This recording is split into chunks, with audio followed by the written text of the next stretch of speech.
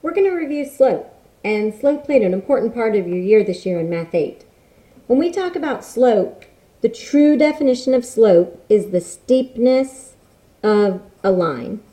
And if you have me, we talked about going skiing or going on a roller coaster and how some are scarier than others, and a lot of that has to do with the steepness of the hill or the incline or the roller coaster ride, and that is what we're talking about when we talk about slope.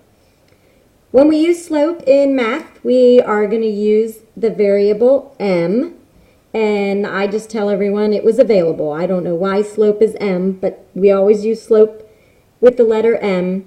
And there's a common way, kind of slang, that we say slope is the rise over run.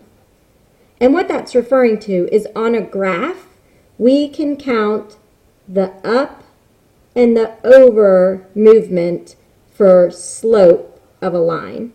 So what we say is that this is the rise and this is the run. Now, some of you like equations. If you want to figure out the slope using a formula, the formula that we use is y minus y over x minus x. And this should make sense because the rise is going along the y-axis, which is why we subtract the y's when we do the rise, and the run is going the same direction as the x-axis. So that's why we subtract the x's when we do the run. And anytime we can reduce, we do. So if your answer is 3 over 6, make sure you reduce that to be in the simplest form. One important thing that we need to talk about are the different types of slope. There are 4 different types of slope. And if you were with me, we watched a video, and some of them were pretty silly. But this is the basic shape that we can draw to show our 4 types of slope. When we watched the video, there was one, it was pretty goofy, but it said that the guy was going skiing, so on the way up the ski lift, he was very positive that he was going to have a great time. Once he got up to the top of the hill and he started to ski down, he was thinking that this was a negative idea. When he got down to the bottom of the hill, he had to ski on flat land. And if you've ever tried to do that, it is 0 fun. But then he kept going all the way to the cliff. So then our skier started to fall, and that is when we have no slope. And in the video, he was yelling no all the way down.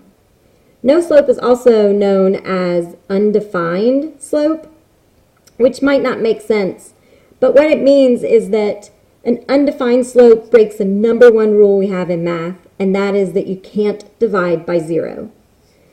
If you have 0 over a number, that will always equal 0. But if you have a number and you're trying to divide by 0, that is undefined. We cannot divide by 0 in math. So those are the 4 types of slope. When we have a positive slope, it could be positive over positive, or it could be negative over negative. And we know that 2 negatives make a positive, so that's why those 2 can be positive. If we have a negative slope, we could have a positive over a negative, or we could have a negative over a positive. Because we know if we're dividing and one of them's positive, one of them's negative, the answer will be negative. 0 looks like this, and undefined looks like that.